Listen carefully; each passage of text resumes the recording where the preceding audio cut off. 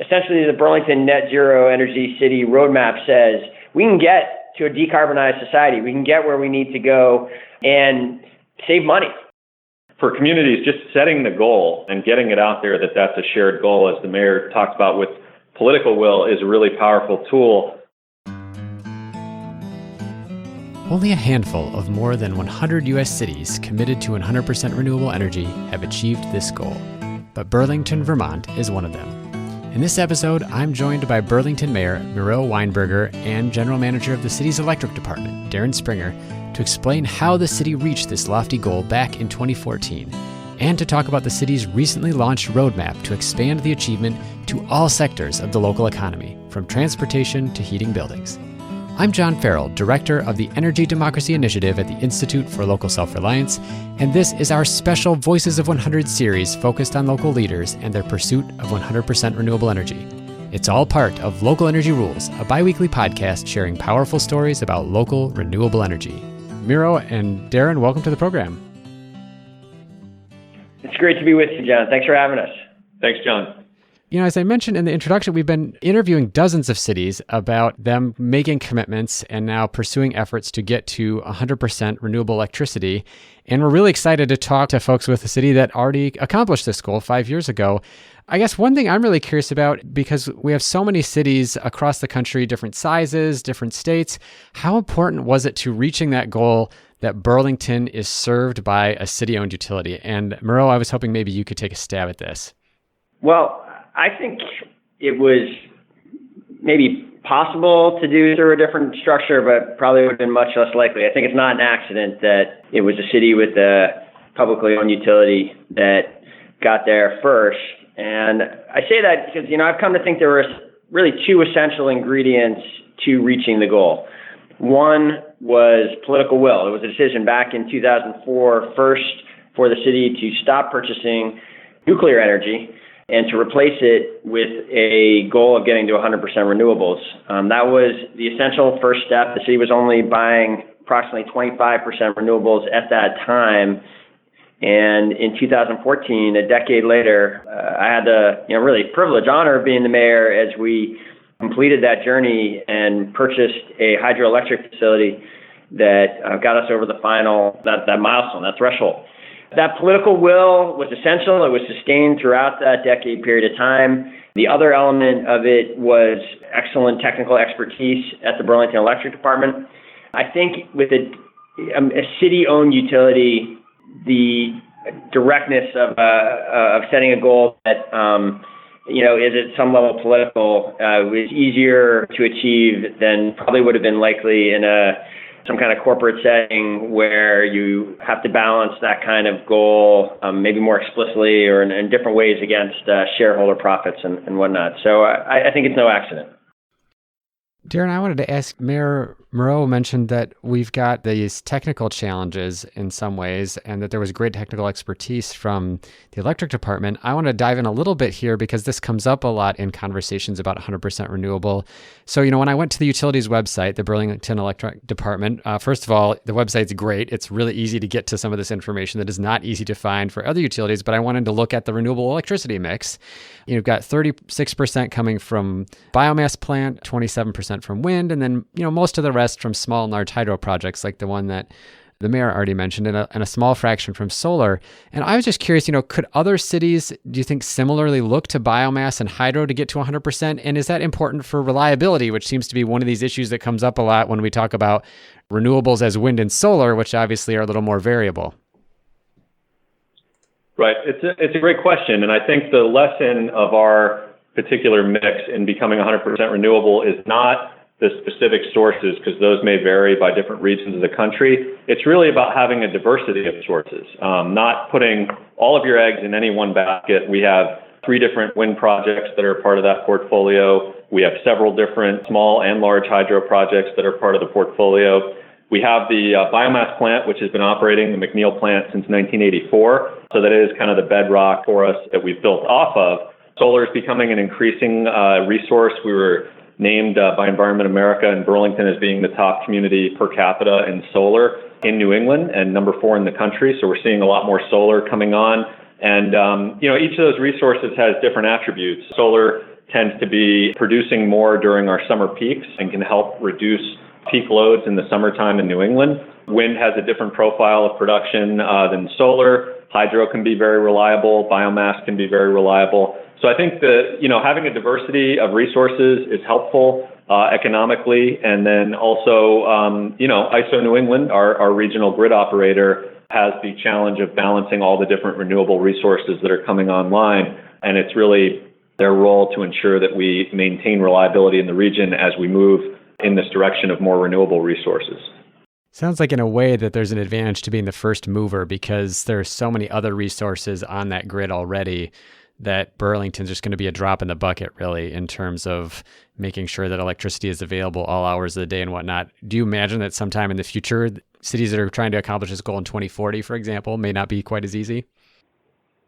It's an interesting question. In New England, the last numbers that I saw, we're only at a couple percent of our energy as a region coming from wind, for example. And I've seen reports that show that without any significant technological change, we could accommodate up to 20% wind energy in New England. We have a lot of offshore wind that's being discussed that could add significantly to the portfolio. So I think that between that resource, between solar, which is essentially a behind-the-meter resource that looks more like energy efficiency for a grid operator than a generation resource in some respects, I think we have a lot of room to grow in New England and certainly a lot of room to grow in the country. We're not heavily reliant in New England on coal, but there are regions of the country that are.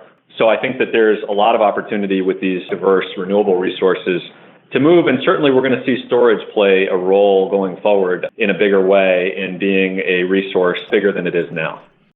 So I want to dive really deep in the weeds for just a second because this is an issue I think it's really interesting about the renewable electricity mix that you have. So the mix that you have got you the first in the nation title as a city becoming renewable. But there was some stuff I read about with renewable energy credits. And at the Institute for Local Self-Reliance, we've always been a little skeptical of renewable energy credits just because we feel like it, if nothing else, for the average person trying to understand how renewable energy works, it creates some confusion.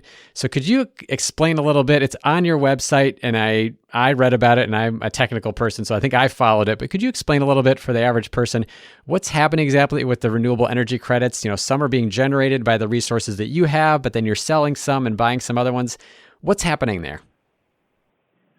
Sure. So Vermont, as one of the 6 states in the New England region, has a renewable energy standard. All of the different states have their own renewable energy standard, and each state values different resources differently. So we're 100% renewable in terms of our generation resources, as we've discussed, the biomass, the hydro, the wind, and solar. Our state policy essentially encourages, to benefit our ratepayers, that we both buy and sell renewable energy credits, participate in the regional market. So some states may value a certain resource more than Vermont, and likewise, Vermont may value a resource like hydro differently than other states.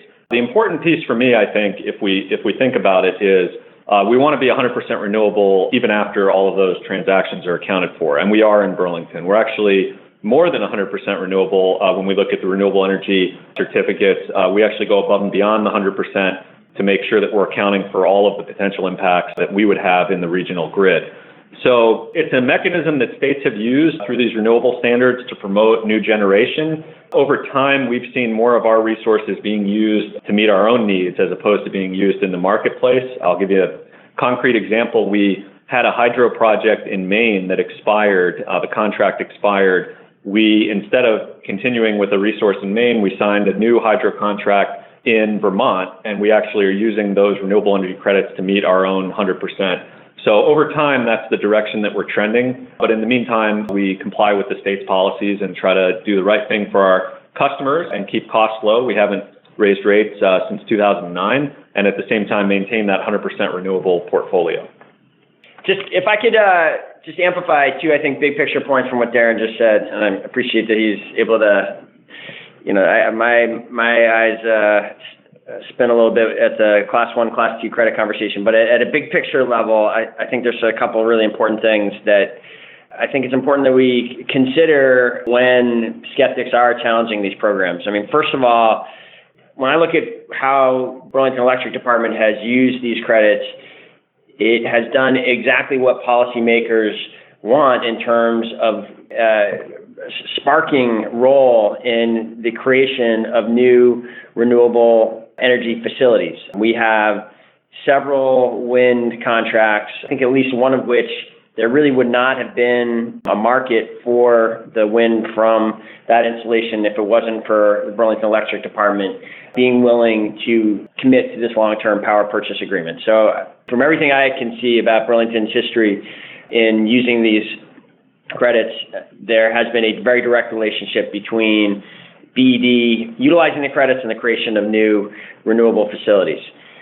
Secondly, and I think also very important for the success of this effort, is that the renewable energy credits have made possible that rate history that Darren emphasized. We have not had a increase to customers in terms of the electric rates that they're paying since 2009, more than a decade now. That overlaps heavily with this period that we were making the transition from nuclear and more traditional sources of power to renewables. And I think that's really played a key role in sustaining the political will that has kept this moving forward. If we were incurring major cost increases every year as we pursued this path, I think we'd be having a whole level of resistance from the public towards this that we have not experienced. In fact, the one time we have gone to voters for support in a bond that allowed us to get over that 100% renewable threshold, I believe it was more than 80% of the voters came out and supported that bond. So I really think from a pragmatic level, while I understand at some kind of purist, idealist level, people may not like the idea of these credits, I think they have been a very important tool in terms of both the creation of these new renewable energy facilities and sustaining the political will to keep going with these strategies and these efforts. Yeah, I really appreciate the explanation. One of the things that we had seen as not equivalent to what I read about in terms of Burlington was in Illinois, there was a lot of development with community choice programs where cities were being able to make energy purchases on behalf of customers, but they were doing it on very short-term contracts and not as a utility that kind of runs all the services, but just as an energy purchaser. And they were doing a lot of credit buying from facilities that were already in existence. And so they weren't, as you pointed out, as the case with Burlington, resulting in new renewable energy capacity. And I think that's where a lot of that criticism comes from. So I just wanted to follow that thread a little bit. But it's really interesting what you said about being able to sustain that financial viability and the political will. I think you see that in other cities like Georgetown, Texas, that have made this move since then, that being able to tell people this is a very cost-effective as well as an environmentally friendly or climate positive pursuit has really sustained a lot of support for that, which has been terrific. Yeah, one anecdote on that, John, that I found interesting and sort of surprising. One of the institutions that took note when we got to the 100% renewable threshold was our credit rating agency, Moody's Investors Services. They actually issued an opinion soon after we got to that threshold, noting that our 100% renewable portfolio was a credit positive because they saw it as insulating Burlington Electric and its customers from the volatility of the fossil fuels markets. And, so that's, I think, in so many ways, the story of moving towards renewables is a surprising story. I think people expect it to be one of needing government subsidies and handouts and costing more. And again, I think when you get into the details, you find that this is actually a financially sound direction for utilities and their customers. So, Miro, while we're on the subject of how successful this transition to 100% renewable electricity has been, why don't we just quick pivot and talk about the city's new commitment to be net zero by 2030, going beyond the electricity sector. And for folks listening, could you maybe explain what it means to be net zero? I've heard like net zero carbon, net zero energy, a number of different terms, and why that's an important goal for the city. Why is the city moving in that direction? Great. Yes, we have set this goal of becoming a net zero energy city by 2030. We believe this to be perhaps the most ambitious local climate goal of any city, any region in the country. The way we have defined that is that we will be net zero across both the electricity sector, where we are already powered by 100% renewables, the thermal sector, the heating, cooling of our buildings, and the ground transportation sectors. And we have had this as a strategic goal for a couple of years now, but in the last month, we took an important step in releasing a roadmap that lays out a clear path to getting to this ambitious goal over the next 11 years, less than 11 years now. And there's a number of striking things about it. First of all, one thing to note is that the initiatives that we've been talking about so far have been important and have gotten us partway towards that goal. Between the renewable contracting, the renewable sourcing we've just been talking about, as well as what we haven't yet really discussed, but Burlington's prior history of really investing significantly in weatherization, energy efficiency efforts, we are about 20% of the way towards this community-wide goal. And I think it's important to note, this isn't just a goal for the municipality. This is saying of all the activity happening in the city of Burlington, we are going to try to be net zero by 2030. And we're about 20% of the way there with the efforts that have already taken place.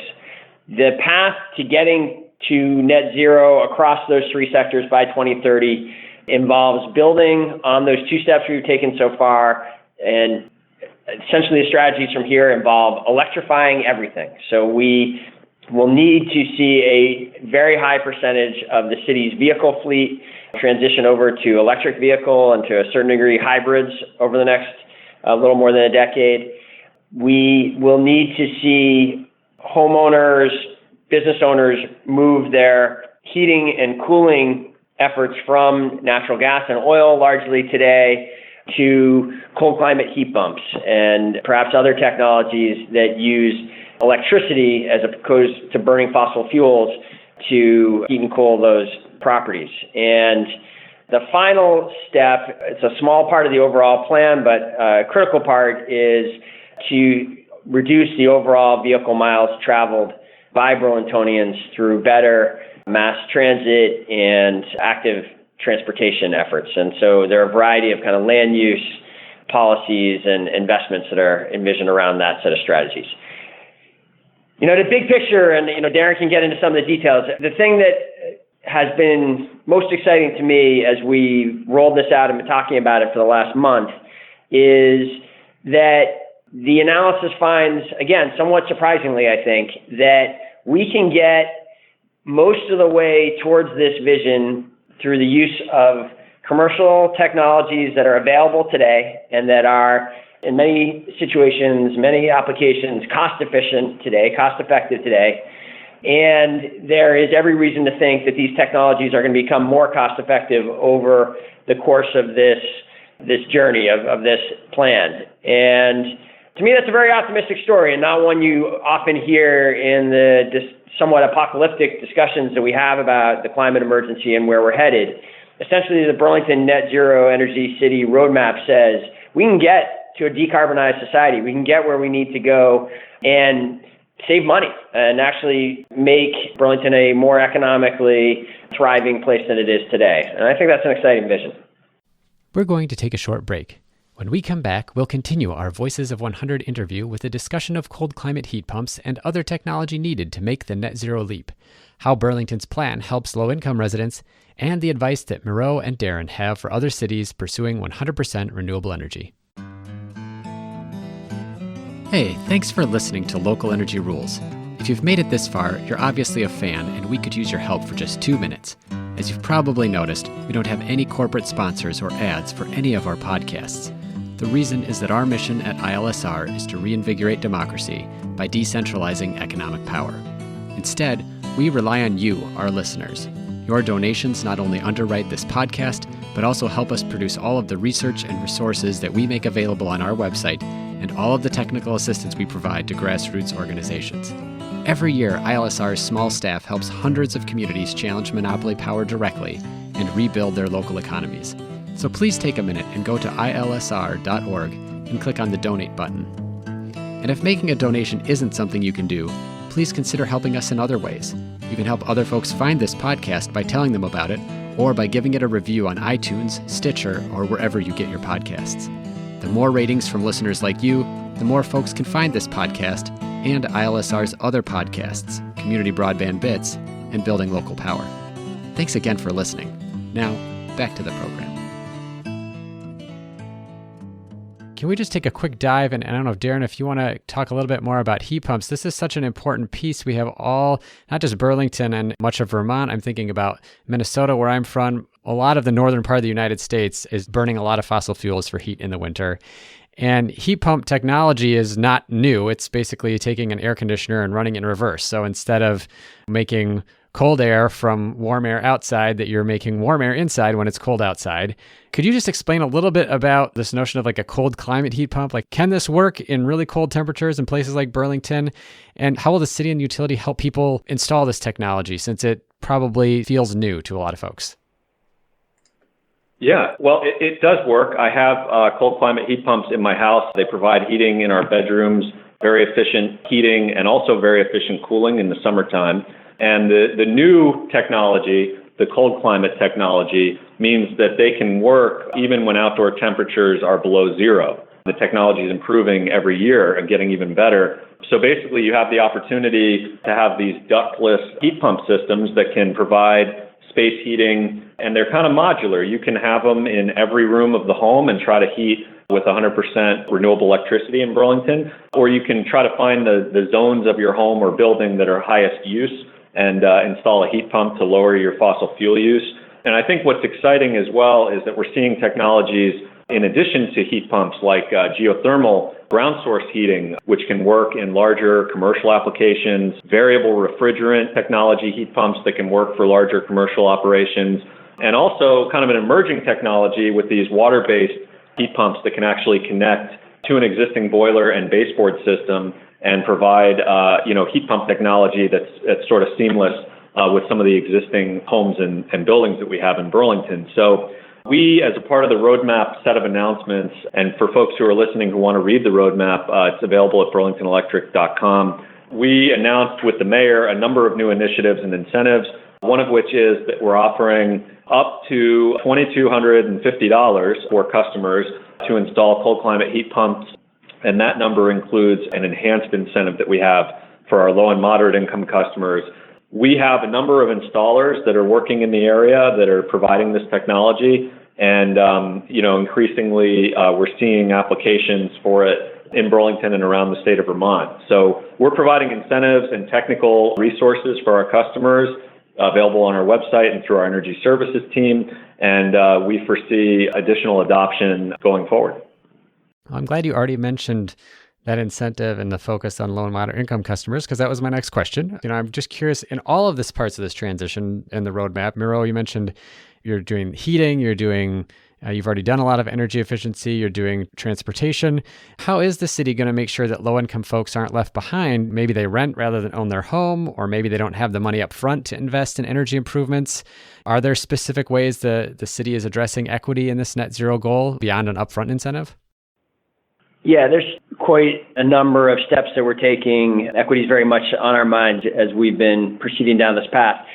Just last night at the City Council, our council took an important step forward and endorsed one of the strategies that we released as part of the roadmap rollout that would require all rental properties in Burlington to be properly weatherized over the next, we haven't set the timeline exactly yet, but it's probably going to be over the next four or 5 years or so.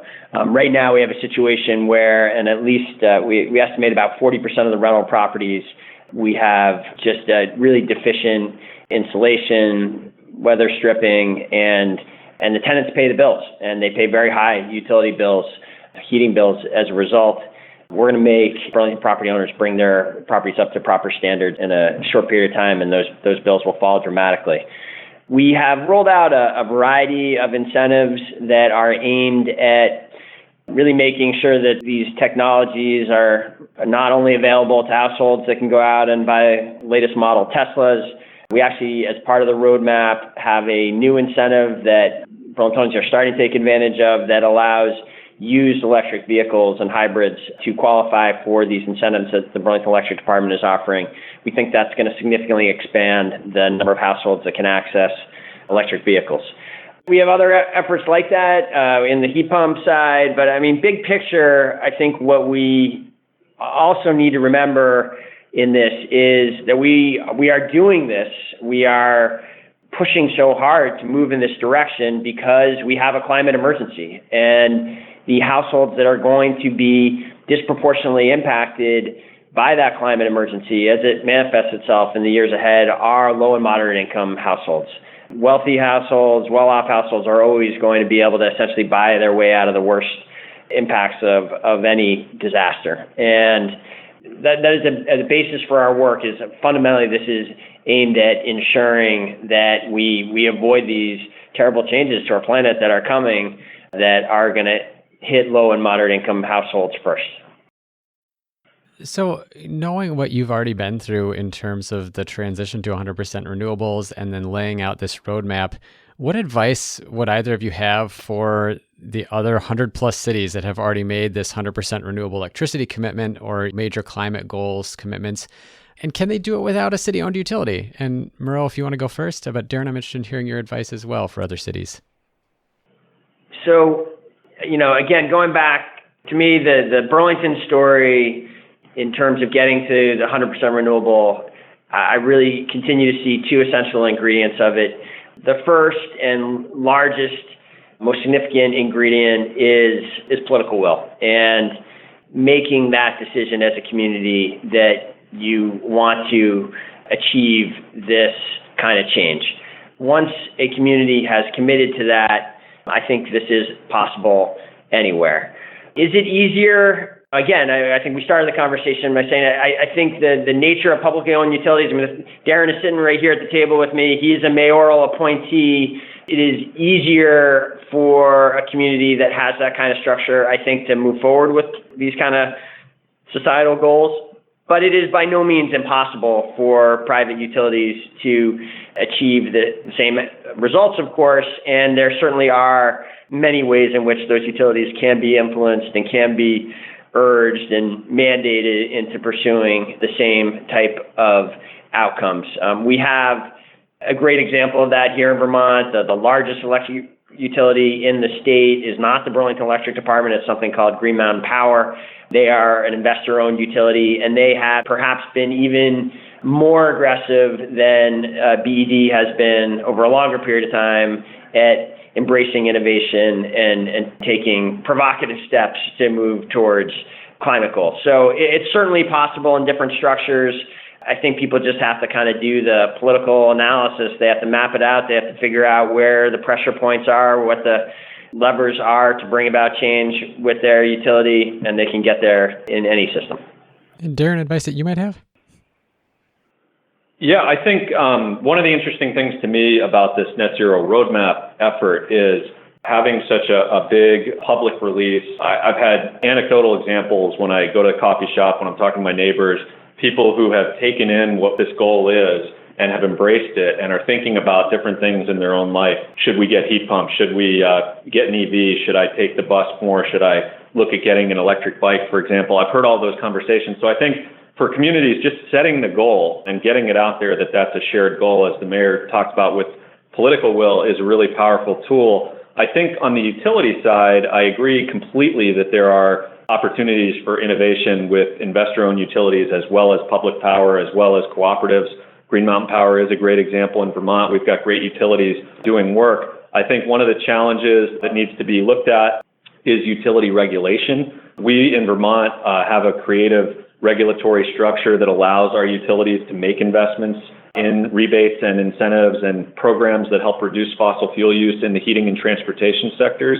I think as a nation, we want our utilities to compete because we have a cleaner source of energy, generally speaking, than petroleum or other fossil fuels. We want our utilities to compete for market share with EVs and with cold climate heat pumps, and we want regulatory structures that are going to properly incentivize that competition. Utilities are regulated monopolies when it comes to providing electric service, but in the transportation sector, for example, we're essentially upstarts that are competing against an entrenched incumbent industry with a lot of capital available.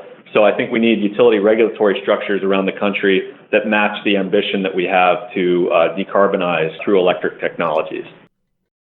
That's great. I really like that calling out of the regulatory structure, since there are so many states like Vermont that have that in place, and the rules often do preclude electric utilities from doing innovative things. So really appreciate a mention of that. I just wanted to wrap up by asking each of you to share something maybe you've read or heard about that inspires you to pursue these ambitious goals that Burlington has. And maybe Darren, if you want to go first. Sure. I've been with Burlington Electric for about 3 years now, and I remember when I interviewed back in 2016, initially asking whether this net zero energy goal was community-wide or just based on the city's operations, and I was told it was community-wide, and whether it was something that we were moving towards in a serious way, and I was told that we were, and that was just incredibly exciting to me because I had not heard of another community-based goal that was that ambitious. And I think that when we look at everything that's going on around the country, around the world on climate, the things that excite me are the opportunities that we have to move forward on this. I am a big reader of all things related to EVs and electric transportation. And one of the things that frankly was quite exciting to me is reading in Motor Trend, of all places, a review of a couple of different electric vehicles, and having the author of Motor Trend make note of the IPCC report calling for a 1.5 degree limit Celsius on emission globally, and how it's not okay just to be content with purchasing a vehicle as normal. We need to be thinking about EVs and buying EVs. And seeing something like that in a magazine that I don't normally associate with climate activism gives me hope that as we move as a community, as other communities are moving around the country, that we have a chance to really make some of these early adopter technologies much more mainstream and have an impact, far beyond the borders of Burlington. So I'm grateful every day the mayor's given me the opportunity to do this interesting work at Burlington Electric. And Mayor Miro, what inspires you in this work? Well, John, I'm going to share with you a podcast that had a big impact on my thinking about how we approach the climate emergency. It's a Planet Money podcast from about 5 years ago. They did an update last summer. It's called The One-Page Plan to Fix Global Warming. It's about the importance of carbon pollution pricing. Really summarizes the work of William Nordhaus, who won the Nobel Prize last year for his work on carbon pollution pricing. And what it really says is that the way to get serious about this climate emergency is to properly price the impacts of burning fossil fuels. And until we do that, I think we're going to be fighting this emergency with one hand tied behind our back. You see that in the Net Zero Energy City analysis, where while what I said is true that many of these applications are cost effective today, they become much more so when finally you put in place something that properly captures the externalities, that prices the costs of burning fossil fuels. And when we do that, I believe we will solve this issue, as we have on so many environmental issues in the past. Our air is cleaner today than it once was. Our water is cleaner. We have largely tamed the problem of acid rain that used to really plague this part of the country. We just need to put the right incentives and rules in place to do it. And I think that 20-minute podcast captures the potential of doing that better than anything else I've heard. Well, Mayor Miro and Darren Springer from the Burlington Electric Department, thank you so much for sharing the story of how Burlington has achieved this monumental goal of 100% renewable electricity, and how you haven't given up on solving the rest of the problem with your net zero roadmap. We're excited to share this with our audience. Thanks so much for the chance to talk with you, John. Thanks for doing this and putting the word out. I do think cities have great potential to play a leading role in this issue, particularly in this country, in this time when the federal government is taking us in absolutely the wrong direction. And I think your podcast is helping spread that awareness. Thanks very much, John. It's great to be with you. Thank you so much for listening to this episode of our Voices of 100% podcast series with Burlington, Vermont leaders Mayor Miro Weinberger and Electric Department General Manager Darren Springer. Check out the show page for links to Burlington's net zero roadmap and other resources mentioned in the conversation. To learn about other cities pursuing 100% renewable energy, check out our 12 additional Voices of 100% interviews, including leaders in Madison, Wisconsin and Cleveland, Ohio, or even Abita Springs, Louisiana. Also on the website of the Institute for Local Self-Reliance, you can find the entire list of 100% cities on our Community Power map and click through an interactive Community Power toolkit for stories on how cities have advanced toward their goal. Tune back into Local Energy Rules every 2 weeks to hear more powerful stories of communities taking on concentrated power to transform the energy system. Until next time, keep your energy local, and thanks for listening.